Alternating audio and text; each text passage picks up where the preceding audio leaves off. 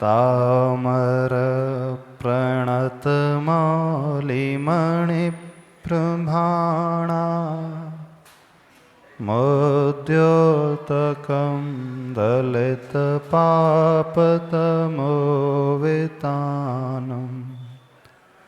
सम्यक् प्रणम्य जिन पादयुगं युगादा वालम्बनं भवजले पततां जनानां।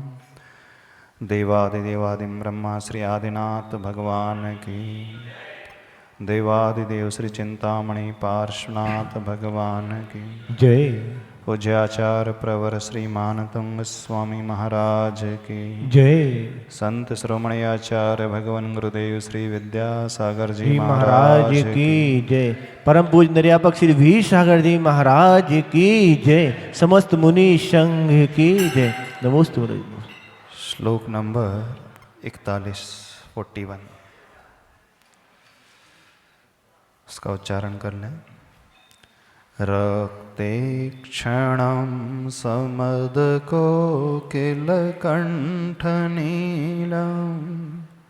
क्रोधोद्धतं फणिनमत्फणमापतन्तम् आक्रामतिक्रमयोगेन निरस्तशङ्कस् त्वन्नामनागदमनि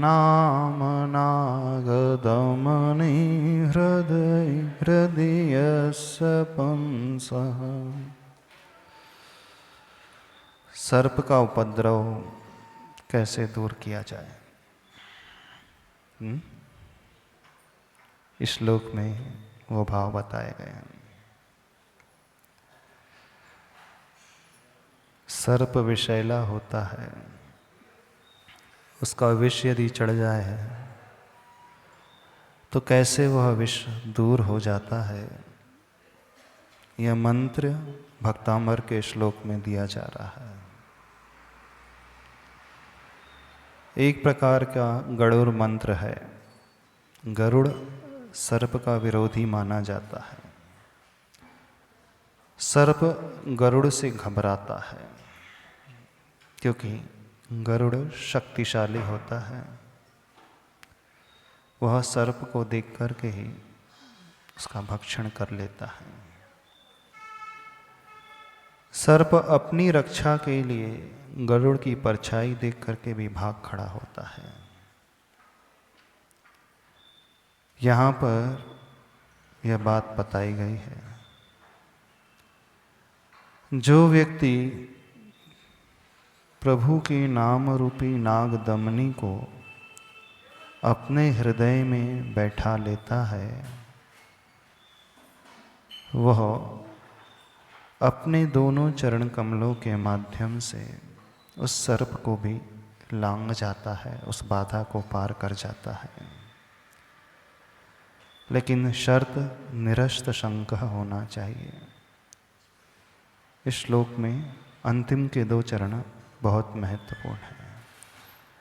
पहले 2 चरणों में उस सर्प की स्थिति बताई है, वो कैसा भयंकर है, लाल लाल आँखों वाला है, जिसका कंठ कोयल के समान नील और श्याम वर्ण का काला नाग जैसा होता है ना।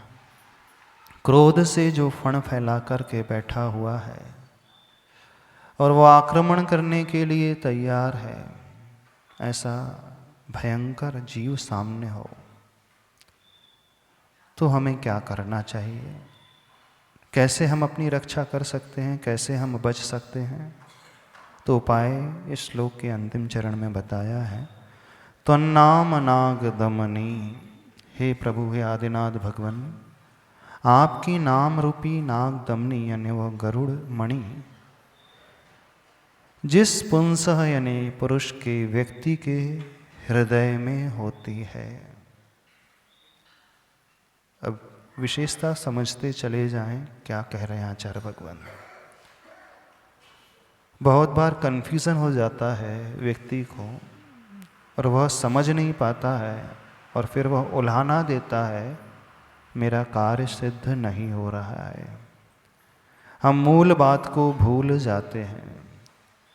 यहाँ आचार्य प्रवर मानंतुंग स्वामी जी क्या कह रहे हैं, एक शब्द उन्होंने मेंशन किया है, हृदय, यानी हृदय में।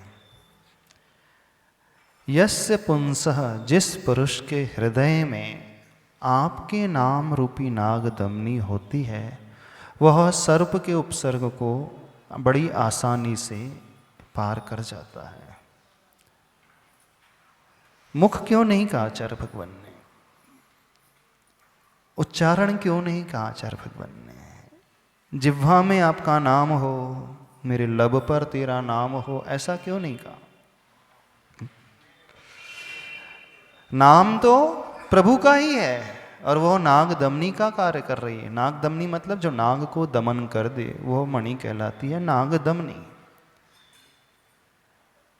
उस भयंकर उपसर्ग को, भय को जो हटा दे। लेकिन कौन कर पाएगा, जिसके हृदय में प्रभु का नाम होगा। हृदय में कैसे नाम होता है, विशेषता है, बहुत बड़ी बात यहां कही जा रही है। आप सब लोग जब भक्तामर स्तोत्र पढ़ते हैं, मात्र उसी समय आदिनाथ भगवान का नाम होता है। गलत तो नहीं कह रहे। जब पाठ करते हैं, मात्र उसी समय प्रभु का नाम आप उच्चरित करते हो। मुख में कुछ टाइम पीरियड के लिए नाम आता है, उसके बाद वह चला जाता है। हमने नाम उच्चारण किया, आदिनाथ भगवान की जय, ये कहा। हमने शब्द को उच्चरित कर दिया, कह दिया, वो शब्द चला गया, हमारे मुख से निकल कर के विलीन हो गया। शब्द के निर्माता हम स्वयं हैं। अपने जिह्वा के प्रयोग से, तालु के प्रयोग से, होठों के प्रयोग से हम भक्ति के उन काव्यों का उच्चारण करते हैं, लेकिन उच्चारण होने के पश्चात वह ब्रह्मांड में जाकर के विलीन हो जाता है। जो भी हम अपने मुख से शब्द कहते हैं, शब्द पुद्गल है, मैटर है। ध्वनि जो है पुद्गल वर्गणाएं हैं। पुद्गल वर्गणाओं का आलम्बन लेकर के हमने अपने जिह्वा, तालु, दांतों के प्रयोग से, अपने श्वासोच्छ्वास के प्रयोग से एक शब्द बनाया, शब्द की रचना की। कौन सी रचना की? रक्ते क्षणम समद कोकिल कंठ नीलम क्रोधोद्धतम फणिनमुत्फणमापतंतम आक्रामतिक्रम योगेन निरस्त शंकस्तन्नाम नागदमनी हृदयस्य पुंस। ये श्लोक हमने कह दिया, लेकिन कहने के बाद वो विलीन हो गया, चला गया, हम हमारे मुख से निकल गया, अब हमारे पास नहीं रहा। अब जो हमारे पास नहीं है तो कार्य कैसे करेगा?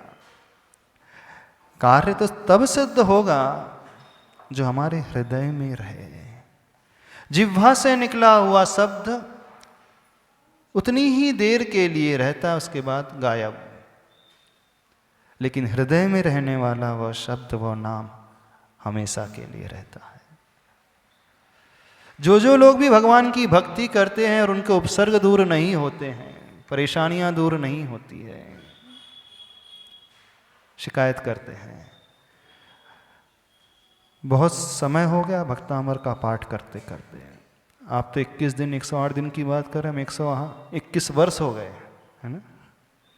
कई लोगों को 21 साल हुए होंगे पाठ करते करते, कई लोगों को बचपन से याद हो गया होगा। जितने बूढ़ी माताएं हैं उन्हें तो बाल्यावस्था से भक्तामर स्तोत्र याद होगा ना। इन्हें 50 साल बीत गए होंगे भक्तामर पढ़ते पढ़ते। अब जो 50 वर्षों से प्रतिदिन पाठ कर रहे हैं और पाठ करने के पश्चात जब उनकी समस्याओं का समाधान नहीं होता है तो शिकायत पैदा होने लगती है। हमने तो आजमा करके देख लिया, हमारे जीवन में कुछ घटा ही नहीं। घटने का अर्थ समस्या भी नहीं घटी और परिवर्तन भी नहीं घटा। घटने का अर्थ माइनस रिड्यूस नहीं हुई और समाधान भी नहीं मिला। परेशानी जानते कहाँ, गलती कहाँ हो गई? सभी लोगों ने मुख से भक्तामर स्तोत्र का पाठ किया, जिह्वा में उस शब्द को विराजमान किया।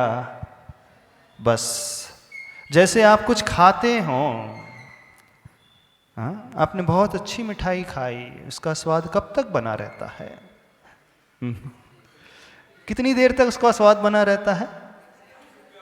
दिन भर, वर्ष भर? हाँ, वो बस जब तक वो जिह्वा में वो रहता है, जहाँ हमारे सेंसरी ऑर्गन्स रहते हैं, जो सेंसर लगा है, जो टेस्ट लेता है, यानी अपनी जिह्वा में 5 सेंसर लगे हैं। एक खट्टे का टेस्ट लेती है एक सेंसर, एक मीठे का टेस्ट लेता है, एक कड़वे का टेस्ट लेता है, एक कसायले का टेस्ट लेता है और एक चरपरे का टेस्ट लेता है। अपनी जो जिह्वा है 2 तरीके से कार्य करती है ना। जो टेस्ट लेती है वो रसना इंद्री मानी जाती है, और जो जीभ है उससे शब्द का उच्चारण होता है। वचन बल के प्रयोग के माध्यम से जो शब्द की रचना हम कर रहे हैं वो जीभ से पैदा हो रहा है। लेकिन टेस्ट, उसी जिह्वा में कुछ सेंसर होते हैं, वो टेस्ट लेने वाले होते हैं, वहीं से टेस्ट आता है। मेडिकल साइंस ने प्रूव किया है कि पर्टिकुलर एक स्थान होता है, वहाँ से मीठा टेस्ट आता है, यानी कोई वस्तु खाएंगे उसका टेस्ट मीठा है तो वो सेंसर एक्टिव हो जाता है। कड़वा टेस्ट के लिए दूसरा सेंसर है, नमकीन के लिए अलग सेंसर है, कसायले और चरपरे के लिए डिफरेंट सेंसर है। तो जिससे स्वाद आ रहा है वो हिस्सा थोड़ा अलग है, अंदर साइड है, और जिसके माध्यम से हम शब्द का उच्चारण कर रहे हैं वो अलग है। तो स्वाद रसना इंद्री से, शब्द का निर्माण जिह्वा से। समझना, 2 चीज़ हो रही हैं। अब आपने कुछ मनपसंद वस्तु खाई, उसका स्वाद कब तक बना रहता है? जब तक वो सेंसर जहाँ होते हैं वहाँ तक वो वस्तु होती है, तभी तक वो स्वाद आता है। उसके बाद वस्तु गई अंदर, उतरी घाटी हुई माटी, स्वाद भी गायब। ठीक है ना? ऐसा तो नहीं कि आपने खाया तो दिन भर स्वाद बना रहता है, नहीं, कभी कभी बिना खाए भी स्वाद आ जाता है। नहीं, बिना खाए भी, डकार भी नहीं। हम उदाहरण दे दे, इमली खाइए, इमली। कई लोग इमली का नाम सुनते हैं उनके दांत खट्टे होने लगते हैं, हो जाते खट्टे। इमली का नाम सुने अथवा नींबू का नाम सुने, अथवा उन्होंने इमेजिनेशन किया कि नींबू बनाया आया है, उसका रस जो है मुख में डाला गया, एकदम कॉन्संट्रेटेड, बिना पानी मिला हुआ सिर्फ, तो दांत खट्टे से होने लगते। कैसे हो गए? जबकि आपने खाया भी नहीं, चखा भी नहीं, फिर खट्टे कैसे हो गए? बताओ हमें, बताओ तो सही। इमली सामने नहीं है, नींबू सामने नहीं है, सिर्फ नाम लिया जा रहा है। चलो, नाम भी नहीं लिया जा रहा है, सिर्फ चिंतन किया जा रहा है, सोचा जा रहा है। इमली का चिंतन करो आप लोग, उससे रिलेटेड टेस्ट बड्स ने वो श्राव, उससे रिलेटेड जो टेस्ट बड्स होते हैं, हाँ, उनने वो श्राव उसी समय हो जाता है, इसलिए वो स्वाद आता तो बिना वस्तु के स्वाद आ सकता है, इसका मतलब ना। कल्पना, इमेजिनेशन तो कुछ भी हो सकता है। नहीं, स्वाद तो आ रहा है ना। स्वाद पता नहीं, ऐसा इमली का चिंतन, हम आपसे कहते इमली का ध्यान लगाना अपने को। चलो आज अपन गहरी सांस लेकर के इमली का ध्यान लगाएं। पेड़ से टूटी है, फिर आपने उसके मोटे कवर को उतारा है छील करके, फिर उसके बीजे को निकाला है, फिर पानी में गलाया है, फिर मुख पे जिह्वा पे रखा है, फिर गुड़ भी मिलाया। हाँ। इमली की चटनी, फिर पूरी चटनी बनाई। नहीं, हाँ। ऐसे इमली कौन पिएगा? हाँ, तो खट्टी होने लगी, नहीं, मीठी जिह्वा खट्टी होने लगी, पता नहीं कभी टेस्ट आने लगा इमली का। होती है, दांत भी थोड़े खटाले से होने लगते हैं ना। जो तंबाकू खाता है उसके हो जाते हैं। कहने का अभिप्राय, बिना वस्तु के भी, बिना नाम स्मरण के भी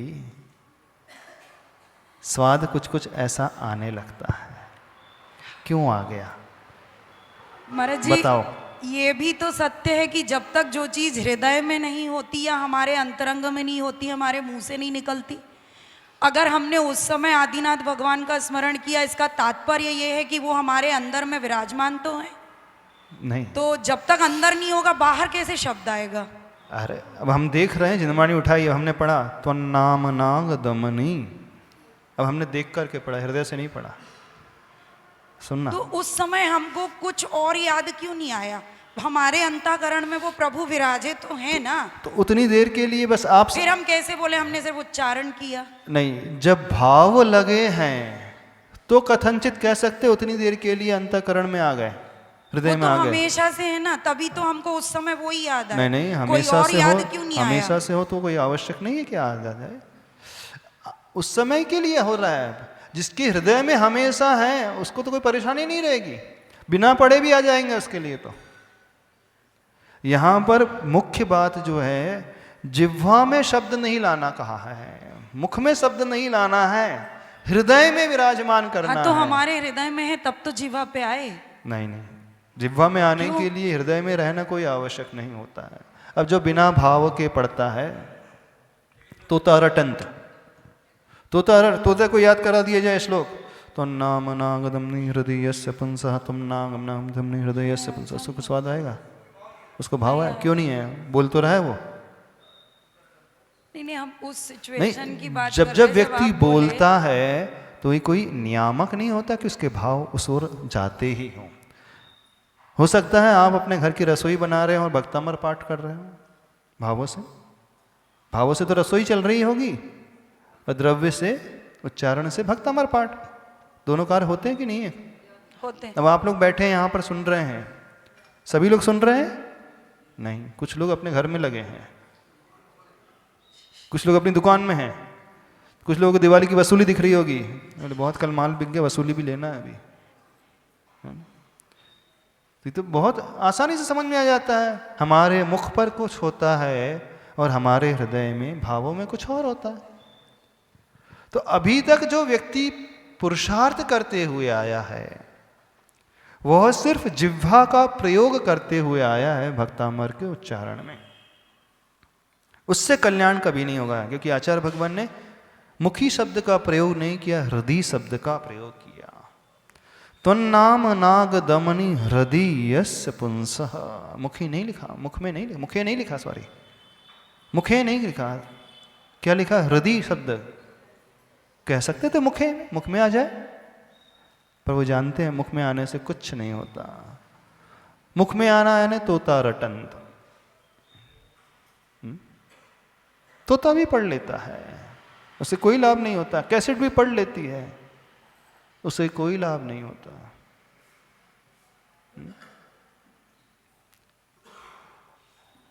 एक कैडबरी की चॉकलेट है, सपोज, बिना रैपर निकाले अपने मुख में डाल लिया, टेस्ट आएगा? मुख में रखी है, रैपर नहीं निकाला उसका, कितने को टेस्ट आ जाएगा?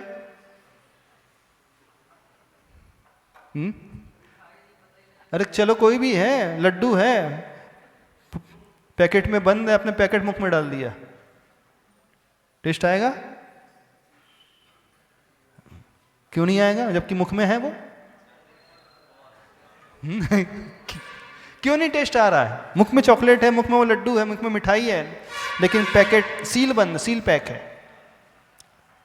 भले ही मुख में है लेकिन सील पैक है। जब तक सील नहीं खुलेगी, वो रैपर बाहर नहीं आएगा, तब तक स्वाद नहीं आएगा। बस अंतर इतना ही है शब्द और हृदय का।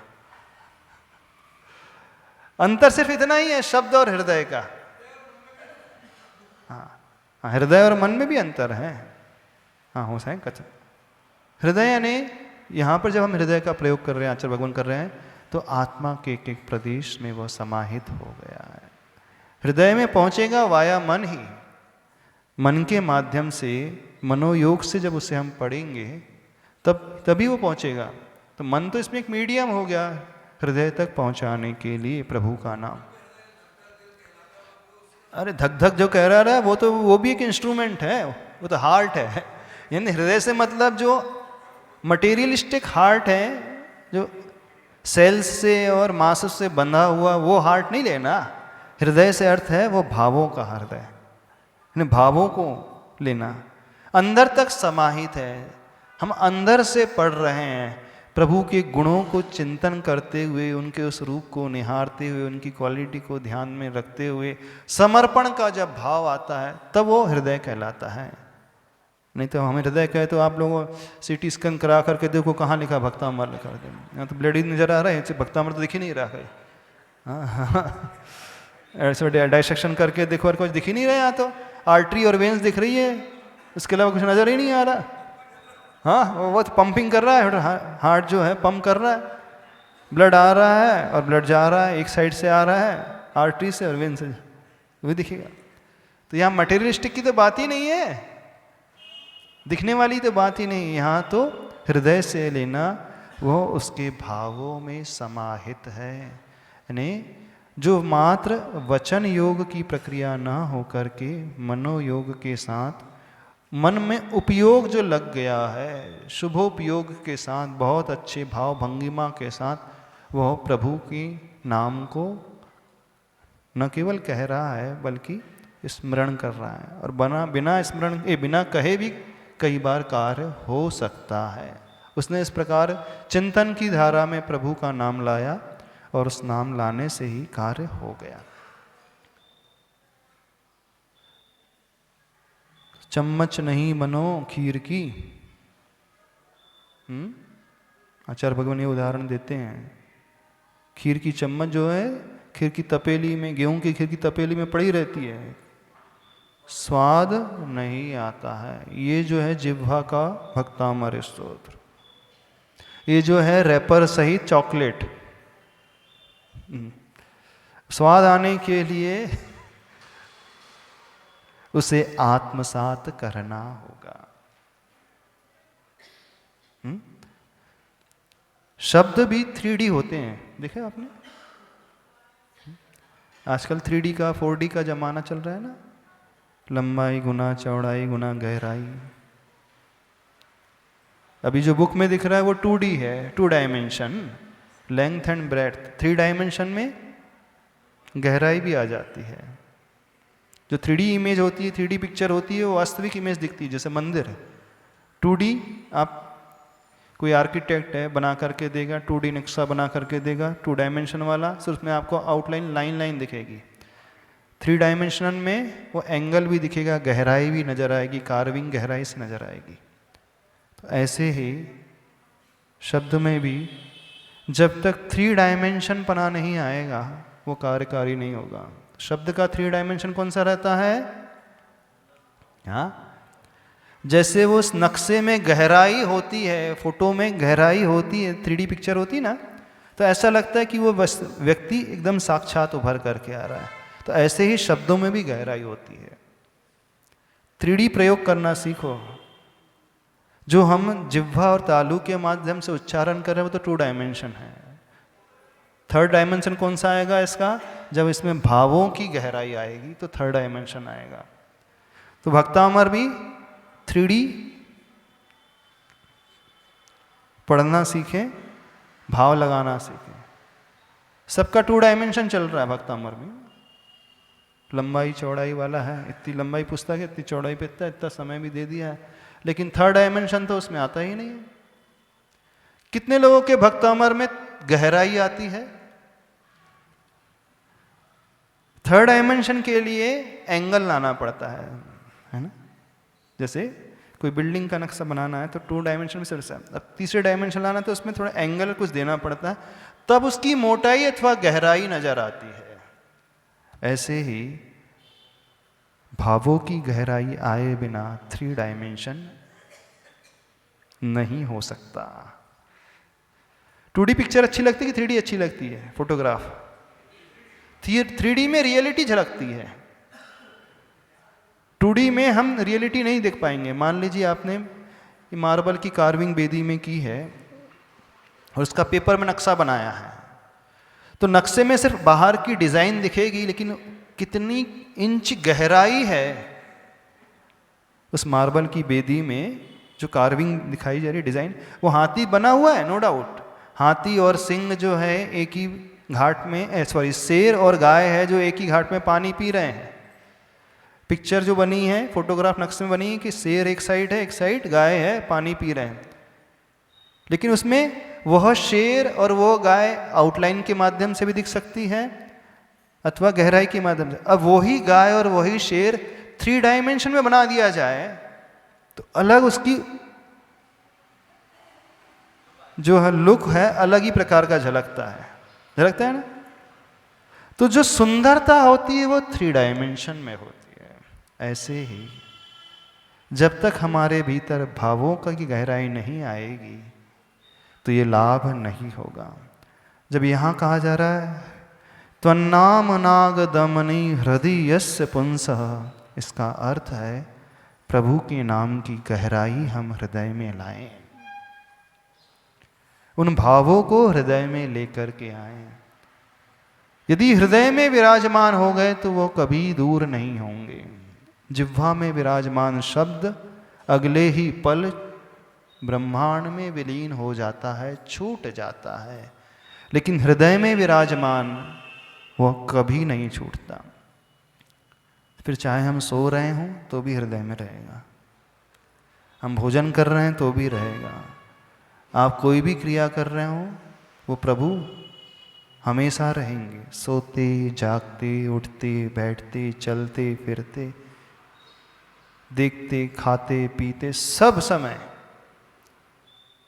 क्रिया शरीर से चल रही है, लेकिन उस समय भी हृदय में वे प्रभु रहेंगे।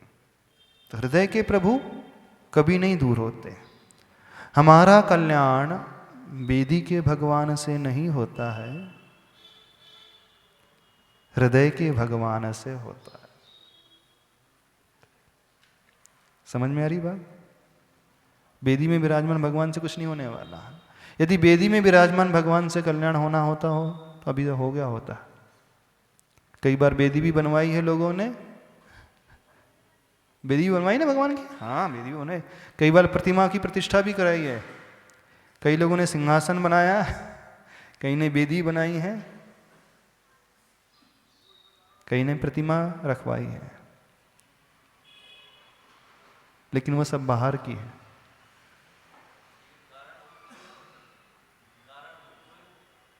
क्या हुआ? तो वेदी के भगवान से थोड़ी होने वाला कल्याण।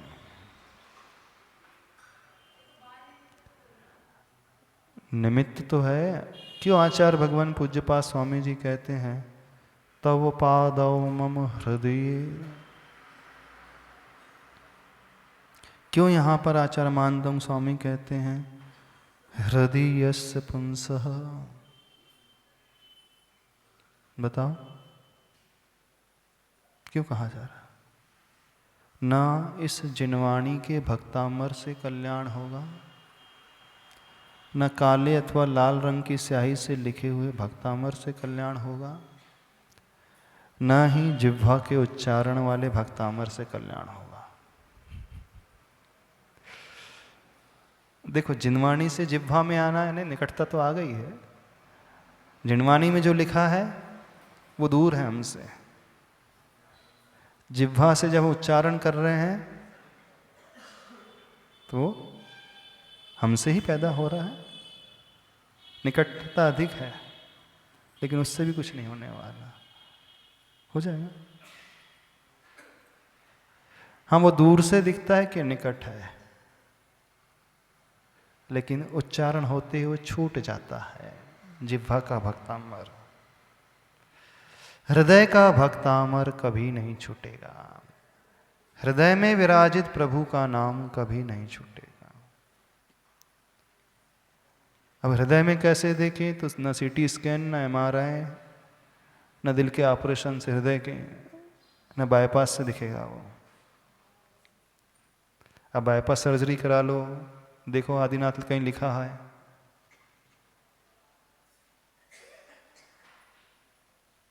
दिखेगा? नहीं दिखेगा, पर रहेगा वहीं पर। इसलिए क्योंकि हृदय के प्रभु जो हैं वो आत्मसात हो जाते हैं, वहां गहराई है। शब्दों के प्रभु ऊपर ऊपर, हृदय के प्रभु भीतर भीतर। शब्दों के प्रभु का उच्चारण होते ही गायब। आपका नियम था भक्तामर पढ़ने का, पढ़ लिया, जिनवाणी बंद कर दी, खत्म हो गया, आपका नियम पूरा हो गया, निपटा दिया आपने भक्तामर को। निपटा दिया ना अपने नियम को, नियम कंप्लीट हो गया, भक्तामर को निपटा दिया। हाँ, कई लोग बड़े स्पीड से निपटाते हैं, कई लोग धीरे धीरे निपटाते हैं।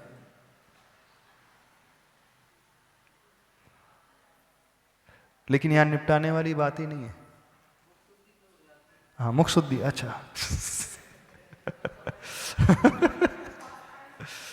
अच्छा, तो भक्तामर जो है मुखवास है एकदम। हाँ, मुखवास, ऐसा मुख शुद्धि वाला। जैसे आप कुल्ला करते हैं जल से तो मुख शुद्धि हो जाती है, ऐसे ही भक्तामर पढ़ करके जिह्वा की शुद्धि हो जाती है। कुल्ला में भी क्या होता है, जब गार्गल करते हैं तो पानी मुख में लेते हैं, फिर थोड़ी देर बाद उसे बाहर निकाल देते हैं। नहीं, जब कुल्ला किया जाता है, गार्गल किया जाता है तो क्या लिया जाता है, कोई मंजन लेकर के अथवा माउथ फ्रेशनर, कुछ लिक्विड आता है ना,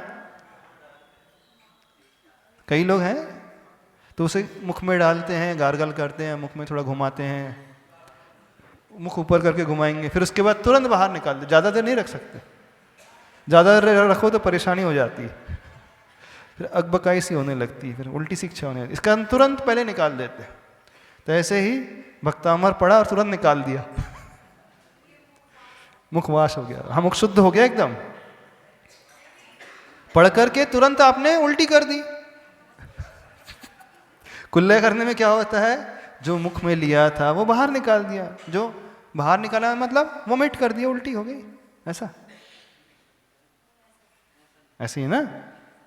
अरे हमने उच्चारण किया, पैदा अपने मुख में ही किया था, उच्चारण के पश्चात वो शब्द बाहर निकला। कुल्ले में पानी बाहर निकलता है, इसमें शब्द बाहर निकल लिया। तो भक्तामर पढ़ के आप लोग उल्टी करते हो ना, उससे मुख शुद्ध हो जाता है, जिह्वा की शुद्धि हो जाती है, नहीं हो जाती। जैसे कई बार जब जी मचलाने लगता है तो उल्टी कर दो तो एकदम रिलैक्सेशन फील होता है, रिलीफ मिल जाता है बहुत, हो ना। एसिडिटी होने लगती है बहुत ज़्यादा, तो वैद्य जी बोलते हैं थोड़ी सी उल्टी कर दो, उल्टी के बाद थोड़ा सा हल्का महसूस होता है। ऐसे ही आप भक्तामर पढ़ के उल्टी कर देते हैं। अच्छा, कितने लोग उल्टी नहीं करते भक्तामर पढ़ करके, हमें बताओ। हाँ, अच्छा, कुछ मन में तो धीरे धीरे, कुछ लोग एकदम से पूरा पानी निकाल देते हैं, कुछ लोग धीरे धीरे निकालते हैं। कुछ लोग हैं पीने वाले होते हैं, वो बाहर नहीं निकालते हैं, जो लिक्विड वो अंदर पी लेते हैं। नहीं, हाँ, तो उल्टी करने से भी रिजल्ट मिलता है, मुख शुद्धि तो होती है। यदि हम वचनों के माध्यम से उच्चारण कर रहे हैं तो हमारा मुख तात्कालिक शुद्ध होता ही है, द्रव्य पुण्य तो मिलता ही है। हाँ, तो हम बता रहे हैं ना, हमने उच्चारण, हाँ बोलो माइक से देना, उनको क्या, उनको अपना अनुभव शेयर करना चाहते हैं। जो हमने मुख से उच्चारण किया उससे मुख शुद्धि तो हो जाती है।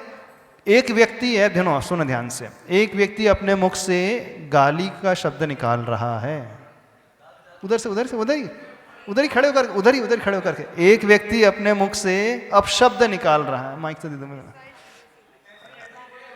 हम आते आवाज नहीं आ रही, सुनना है। हाँ, एक व्यक्ति मुख से गाली कह रहा है तो उसका मुख अपवित्र हो जाता है, होता है।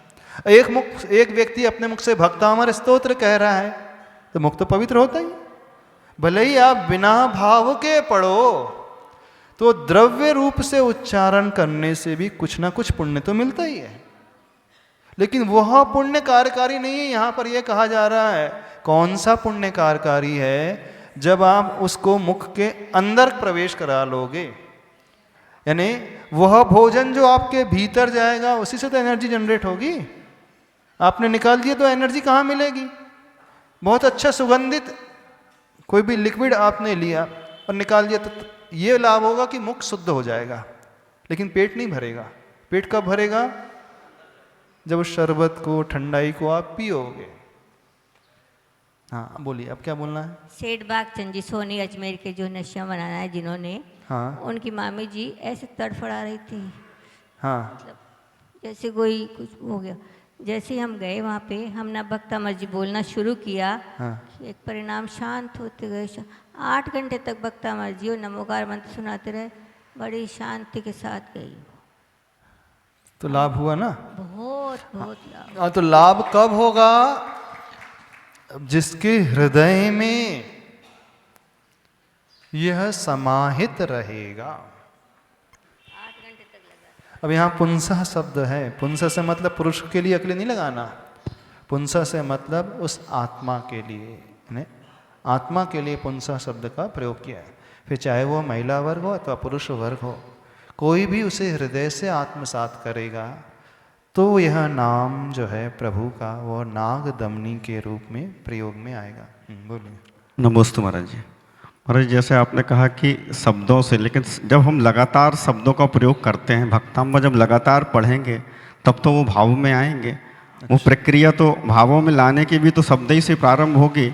जब तक हमें पता ही नहीं है कि ये पारसनाथ हैं कि कमलनाथ हैं, अगर हम कमलनाथ करके करेंगे तो भाव कैसे आएंगे? जब पारसनाथ शब्द उपयोग करेंगे तब तो हमारे हृदय में पारसनाथ आएंगे महाराज से। हाँ, तो शब्द के माध्यम से भाव पैदा हो जाते हैं, हम कह रहे हैं। तो शब्द तो महत्वपूर्ण है, वो भी महत्वपूर्ण तो है ही, लेकिन कब पैदा होंगे? जब उसको आत्मसात करोगे। अब पढ़ करके उस चिंतन की धारा को लेकर के आओगे कि इसका भाव क्या है। तो जी निरंतर जब पढ़ेंगे तब भाव आएंगे ना? निरंतर पढ़ेंगे तो भाव आ जाएंगे। पहली बार में ऐसा आवश्यक नहीं है कि हम पहली बार पढ़ें और भाव आ भी जाएं। तोता भी निरंतर पढ़ता है मान लो, तो भाव आ जाते हैं। आ भी सकते, नहीं भी आ सकते। पर यदि श्रद्धा सहित आप पढ़ोगे तो भाव आने की संभावना बढ़ जाएगी। भावों में हृदय में विराजमान करने के लिए संख्या की ज़्यादा आवश्यकता नहीं है। वहाँ कंपल्सन बहुत नंबर ऑफ टाइम्स आप भक्तामर स्तोत्र पढ़ रहे हो तो भाव में आए, कोई ऐसी कंपल्सरी बात नहीं है। उसके लिए जो कंपल्सन बात है वो है श्रद्धा की बात। जी, लेकिन भावों में जो आना है, हाँ। वो तो शब्दों से हमारे अंदर जो चल रहा है, हमने जो चीज़ पढ़ी उसी का तो चिंतन अंदर आएगा। तो पहली सीढ़ी तो द्रव्य ही है, पहली सीढ़ी तो शब्द ही है। लेकिन पहली सीढ़ी पे कोई कदम रख रहा है तो छत पर पहुंच ही जाए, नियम होता है? बताइए।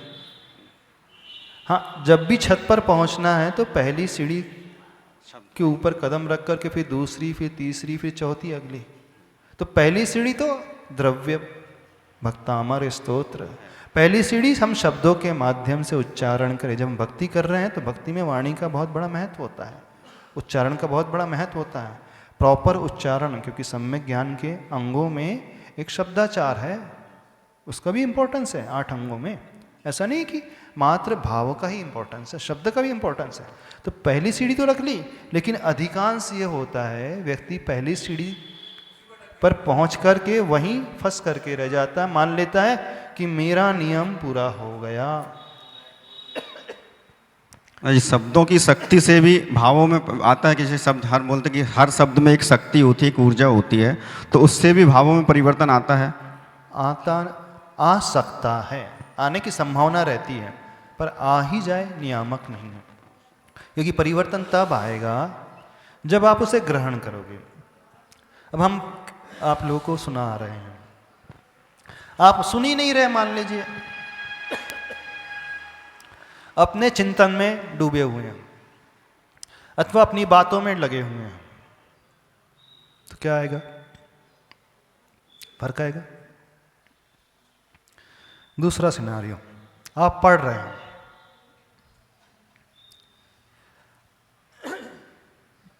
लेकिन मात्र पढ़ ही रहे हों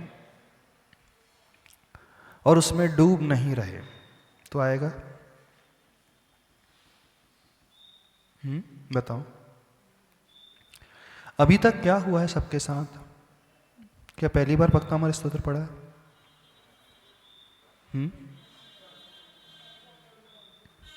पहली बार ही पढ़ा? कई लोग होते हैं एक बार ही पढ़े उनको फल मिल जाता है। कई लोग हैं 300 साल से पढ़ रहे, उन्हें कोई फल नहीं मिलता। फिर वो शिकायत करते, हम तो रोज पढ़ते हैं, हमें तो कुछ लाभ ही नहीं हो रहा। बहुत सारे लोग आप ही में से शिकायत करने वाले मिल जाएंगे। हम भक्ति रोज करते हैं, हमारे जीवन में कोई परिवर्तन ही नहीं आया। महाराज जी लोग कहते रहते हैं भक्ति करने से ये मिलता है, वो मिलता है, कष्ट दूर होते हैं, लाभ होता है। समझाने की बातें होती हैं, बहलाने की बातें होती हैं, ताकि लोग धर्म से लगे रहें। इस प्रकार से प्रेरित करने की बातें, ज़्यादा कुछ नहीं है। हम कह रहे हैं आप में से बहुत सारे लोग यहाँ से उतर करके तर्क देते हैं। बहुत सारे लोग जब आपस में चर्चा करते हैं ना, अरे महाराज जी लोगों का काम प्रवचन करना है, वो तो वही कहेंगे ना। हर सेल्समैन अपना माल ही तो बेचेगा, तो अपने माल की बड़ाई करेगा क्यों? दुकानदार जो होता है अथवा सेल्समैन होता है, उसका काम क्या है? मेरे माल से अच्छा कुछ है ही नहीं। उसे पता है भले ये इन्फीरियर है, इसकी क्वालिटी उतनी अच्छी नहीं है, फिर भी जब ग्राहक कस्टमर आता है तो उसको क्या प्रेजेंट करता है? ये बढ़िया, इससे बढ़िया कुछ नहीं मिलेगा, और इतना सस्ता, इतनी अच्छी क्वालिटी मिलना ही नहीं है। तो वो आप बोलते नहीं दूसरी जगह भी, दूसरी जगह मिलेगी लेकिन उसका भाव बहुत ज़्यादा है। मैं तो डायरेक्ट कंपनी से परचेस करके लाया हूँ, क्वालिटी तो वही है लेकिन रेट सस्ता है, क्योंकि मेरे पास बीच में कोई मीडिएटर नहीं है, मेरी डायरेक्ट अप्रोच है। कैसे बेचते हो माल? यहाँ सेल्समैन की कमी है? नहीं है। जो जिस फील्ड में है वो अच्छे से अच्छे पहना देता है टोपी, नहीं पहनाता। तो आप लोग क्या कहोगे? महाराज जी लोग काम तो है, वो भी एक सेल्समैन की भांति है। उनका काम क्या है? प्रवचन देना। उनका काम क्या है? श्रावकों को धर्म से जोड़ना, प्रेरित करना, मोटिवेट करना, ताकि वे धर्म से लगे रहे। बहुत सारे लोग कहते हुए पाए जाते हैं, पाए जाते हैं कि नहीं? गलत तो नहीं कह रहे हो? तो आप तो यही कहोगे ना कि हम इतने सालों से पढ़ रहे हैं, हमें कोई लाभ ही नहीं हो रहा है। लेकिन कभी यह भी झांक करके देखा है कि आप पढ़ रहे हो कि उल्टी कर रहे हो? हाँ? पढ़ रहे हो कि मुख शुद्धि कर रहे हो, कुल्ला कर रहे हो? क्या हुआ? बोलो बोलो। बुरा सा तो नहीं लग रहा हमारा शब्द? अब हमने आपको सीधे ठेठ कह दिया, आप उल्टी कर रहे हो। कई लोगों को चुभेगा भी, एक तो हम इतने अच्छे से भक्तामर पढ़ते हैं और हम क्या टाइटल दे रहे हैं आपको? उल्टी कर रहे हो। वो कह रहे हैं हानि नहीं हो रही तो लाभ नहीं हो रहा, तो हानि भी तो नहीं हो रही। अच्छा, दो एकम दो, दो दूनी चार, दो तिया 6, दो चौका 8, दो पंचे 10। कोई पहाड़ा याद कर रहा है, नुकसान नहीं हो रहा, लेकिन लाभ नहीं हो रहा, लेकिन हानि क्या हो रही है? हाँ, एक बंदर है, इस डाल से उस डाल पे, उस डाल से उस डाल पे, उस डाल से उस डाल पे कूदते जा रहा है। उससे भैया भाई मेरे बच्चे को बचाओ, वो राजा बना दिया। वो कथा सुनी होगी ना, एक बार जंगल में क्या हुआ,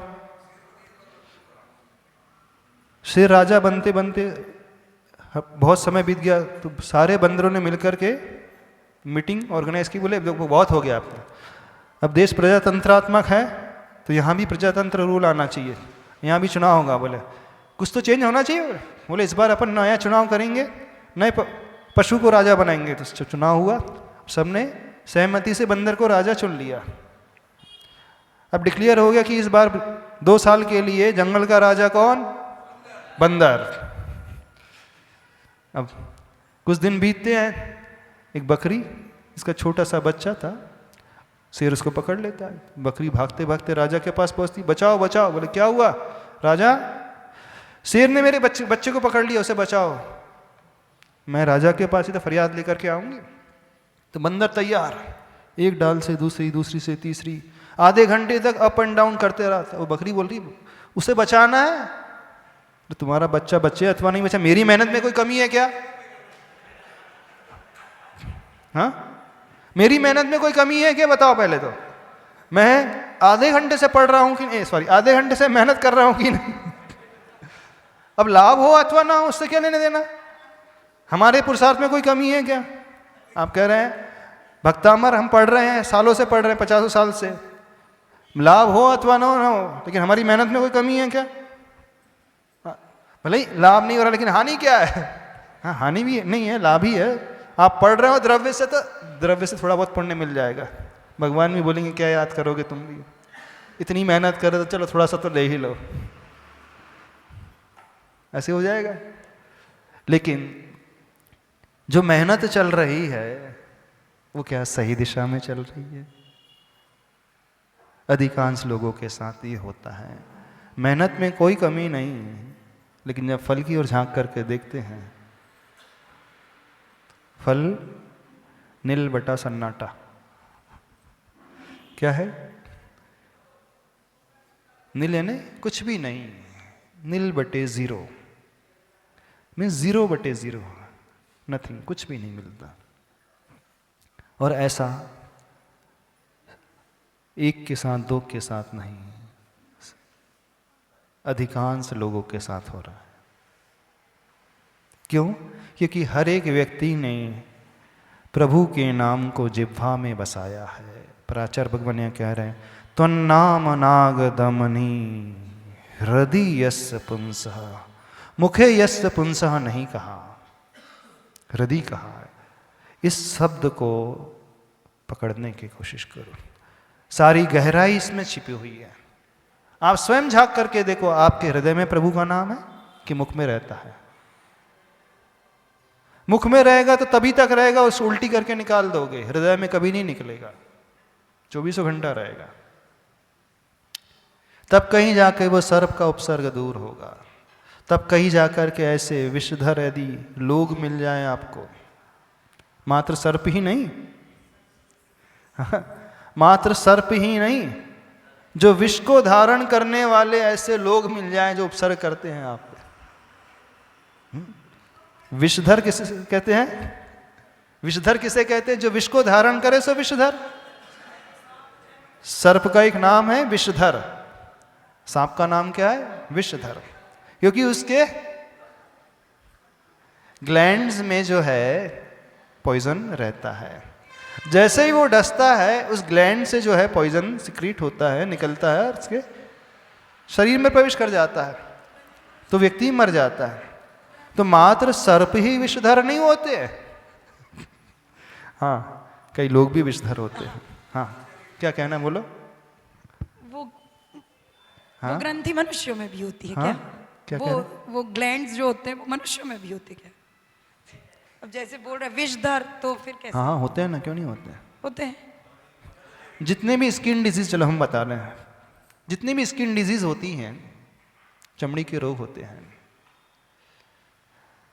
चमड़ी के रोग में यदि व्यक्ति अपना ही प्रातःकाल का बासा सलाइवा लगा ले, थूक लगा ले, आँख के डार्क सर्कल से, अथवा कुछ वाइट स्पॉट से, अथवा कुछ सोराइसिस जो हो जाता है, तो डॉक्टर ने, आयुर्वेद ने भी प्रूव किया है कि वो सलाइवा जो है मेडिसिन का काम करता है। मेडिसिन काम कर रहा है मीन्स उसमें चर्म रोग में जो रहने वाले जीवाणु आदि हैं वो साफ हो जाएंगे। नहीं, इसमें कुछ ना कुछ ऐसी मटेरियल है जो उस रोग से ऊपर उठने के लिए बहुत बड़ा सहयोग प्रदान करता है। और नहीं है तो आपने देखा होगा, जितने भी पशु होते हैं, गाय आदि होते हैं, अपने बच्चे को चाटते रहते हैं, और जब उनके शरीर में खुजली होती है तो अपनी गर्दन घुमा करके अपनी बॉडी को चाटते रहते हैं ना। तो हर एक जीव के सलाइवा में, चाहे वो पशु हो चाहे मनुष्य, कुछ ऐसी मेडिसिनल प्रॉपर्टीज वाला सलाइवा होता है जो उसके रोग से उसे मुक्ति दिलाता है। पशु मुख्यतः अपने बच्चों का रोग जो है उसी सलाइवा से ठीक करते हैं। और आयुर्वेद ने भी प्रूव किया है कि व्यक्ति का जो बासा थूक होता है अथवा सलाइवा होता है, बहुत सारे चर्म रोग में बहुत बड़ी मेडिसिन का काम करता है। तो कोई भी, किसी का भी सलाइवा क्या ना हो, उसमें कुछ ना कुछ ऐसी गुणधर्म, ऐसी प्रॉपर्टीज अवश्य रहती है। अब जिसमें मात्रा बढ़ जाती है, जिसमें मात्रा कम होती है, वो छोटे छोटे जीवाणु को समाप्त करेगा। जिसकी पोटेंसी बहुत ज़्यादा बढ़ जाएगी, क्वालिटी बढ़ जाएगी, तो वो जहर का रूप ले लेगा। जो सर्प होता है, बिच्छू होते हैं, इसमें पॉइजन का रूप ले लेते हैं।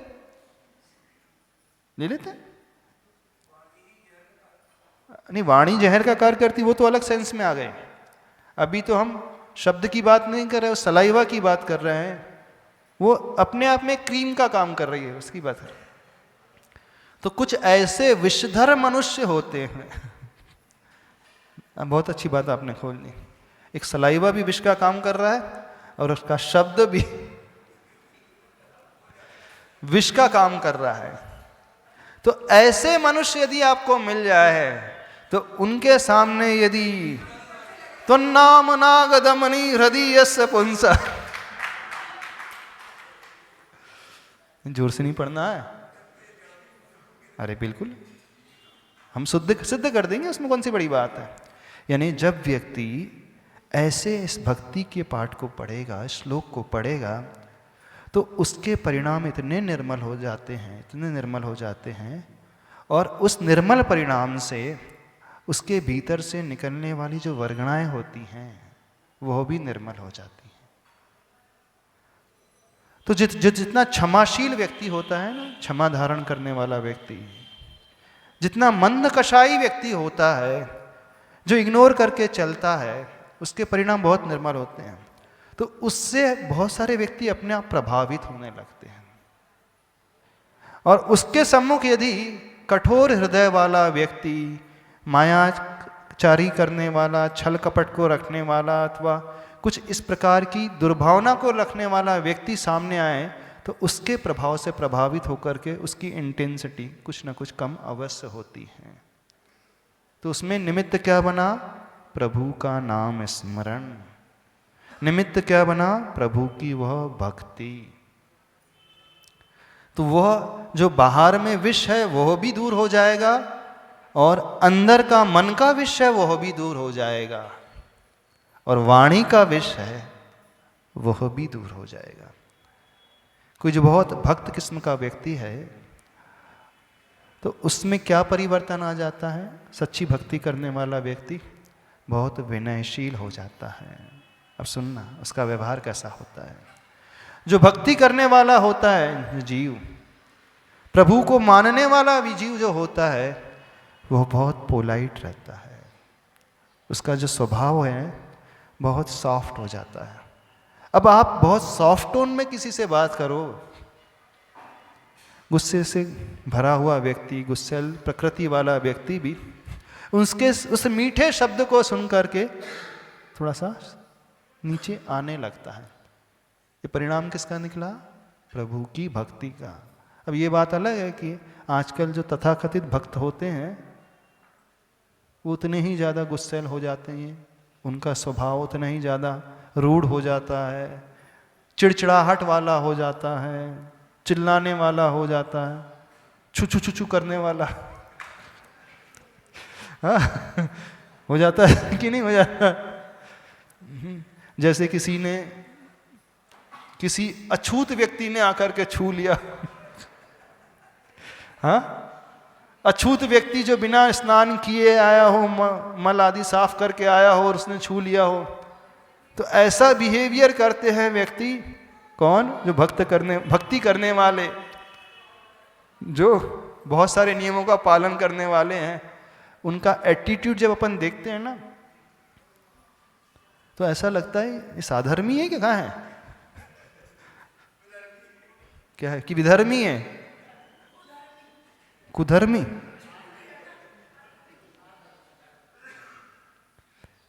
प्रैक्टिकलिटी होना ये चाहिए। परिणामों में निर्मलता सही भक्ति का परिणाम होता है। क्या कह रहे हैं हम? परिणामों में निर्मलता सही भक्ति का परिणाम होता है। यानी सही भक्ति का जो आफ्टर इफेक्ट्स क्या होता है जानते हो? प्रभु की भक्ति करने वाले भक्त जो होते हैं, उनके उस समर्पण का, उनके उस श्रद्धा का, उनके उस पूजन का, उनके उस स्तोत्र का आफ्टर इफेक्ट्स जो होता है, उसके परिणाम बहुत निर्मल हो जाते हैं।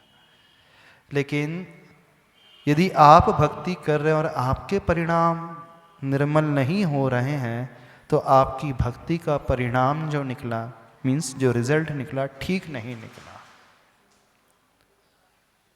एक बात बताना, आप लोग इतनी भक्ति करते हो, आपका रिजल्ट ठीक निकलता है? नहीं निकलता। निकलने लगा? ठीक निकलने लगा कि ऐसे निकलने लगा? यदि ठीक नहीं आ रहा है, तो जैसे वो स्टूडेंट होता है जब फेल हो जाता है, तो वो एनालाइज करता है, मैं कहाँ पीछे रह गया, अपना आकलन करता है, मैं क्यों फेल हो गया, जबकि मार्क्स अच्छे मिलना था, मेहनत बहुत की थी, फिर भी मार्क्स नहीं मिल रहे हैं। अध्ययन करता है, कोशिश करता है, चेक करता है कमी कहाँ रह गई। और एक बड़ी विडंबना है, अधिकांश लोग अध्ययन नहीं करते हैं अपनी पूजा का, अपनी भक्ति का, अपने स्तोत्र पाठ का, अपने जीवन के इतने वर्षों का करते हैं। कितने लोग अपना अपना आकलन करते हैं जो धार्मिक हैं, भक्ति करते हैं। कितने लोगों ने अपना अपना आकलन किया है अभी तक? अपना आकलन से मतलब अपने व्यवहार का आकलन, स्वयं का निरीक्षण कितने लोगों ने किया है? बताइए हमें। हाँ, यदि हम इस प्रकार से भक्ति करेंगे तो निश्चित रूप से चाहे वो विषधर सर्प हो, चाहे वो विषधर मनुष्य हो, वो आसानी से पलायन कर जाएगा, उसका डर नहीं रहेगा उसे। कड़वा तो नहीं बोल रहे हम? नहीं तो आप सोचे महाराज जी आप भी विष की वाली बात करने लगे, विष मिश्रित बात करने लगे, ऐसा तो नहीं लग रहा आपको? नहीं, कड़वी बात तो है। इसलिए कड़वी है क्योंकि अधिकांश लोगों का रिजल्ट नेगेटिव आता है। सत्य कह रहे हैं, बुरा नहीं मानना, जो है सो है। वो बता दिया अधिकांश लोगों का। बहुत विरले लोग होते हैं जिनके भीतर परिवर्तन आता है प्रभु की भक्ति के बाद, क्योंकि भक्ति हमें विनयशील बनाती है। भक्ति हमें नेचर को बदलने वाली, इस प्रकार की प्रकृति को लाने वाली होती है। हमारा स्वभाव जो है व्यवस्थित हो जाता है, और आपस का व्यवहार, आपस का स्वभाव यदि नहीं बदला तो बदनाम भक्त हो जाते, भगवान बदनाम जो है भक्तामर स्तोत्र हो जाता है, अथवा प्रभु हो जाते हैं। आप कहते हो, तुरंत आप कह दोगे दो टूक, अरे कुछ नहीं रखा भक्तामर स्तोत्र में, कुछ नहीं रखा, सब कहने के हैं, भगवान भी सब कुछ नहीं करते। भगवान हमारा कुछ सुधार ही नहीं कर रहे हो। 40 साल हो गए, 30 साल हो गए, शिकायत हो जाती है, कई लोगों के मन में आ जाती है शिकायत। तो कमी इनमें नहीं, कमी भक्तामर स्तोत्र में नहीं। कमी जानते हो कहाँ? आपकी समझ में है, क्योंकि आपने प्रभु के नाम रूपी नागदमनी को हृदय में नहीं मुख में धारण किया है, और मुख में अधिक देर तक रखा नहीं जा सकता।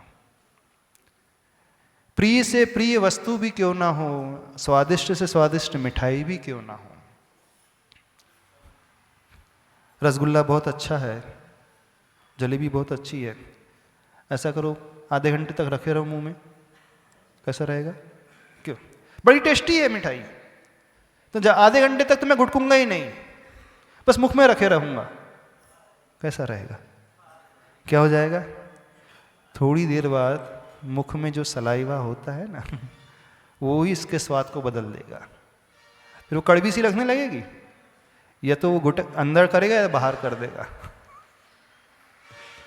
ऐसी होगा। या तो वो तुरंत अंदर कर लेगा, नहीं है तो उल्टी कर दो, अच्छा है। और आपने यह सोच करके अंदर किया तो भी वो अंदर नहीं गया, परिस्थिति बस आपने अंदर किया। ऐसी भक्तामर स्तोत्र के साथ हो रहा है। या तो व्यक्ति तुरंत उल्टी करता है, निपटा देता है, अथवा मजबूरी में अंदर भी कर लेता है। महाराज जी कह रहे हैं थोड़ा ध्यान लगा कर पढ़ना चाहिए। महाराज जी ने बहुत समझाया कि बोले भाव में लाना चाहिए, हृदय में लाना चाहिए, इसका मैं ठूस ठूस करके भरूंगा अंदर, कुछ नहीं होगा उससे। उत्साह, उमंग, समर्पण, श्रद्धा से होगा। इतना समझ लोगे तो बड़ा उपकार हो जाएगा स्वयं के ऊपर। नहीं है तो चल ही रहा है सब। सब मुख का धर्म चल रहा है और मुख की भक्ति चल रही है, इसके अलावा कुछ नहीं चल रहा। तो परिवर्तन लेकर के आओ, समय आपका हो रहा है। कोशिश करोगे कि नहीं करोगे? ज्यादा देर मुख में नहीं रखना, अंदर ले लेना सीधे। नहीं तो आप कहो कि महाराज जी ने कहा मुख में हम तुरंत नहीं निकालने, मुख तुरंत उल्टी नहीं करेंगे।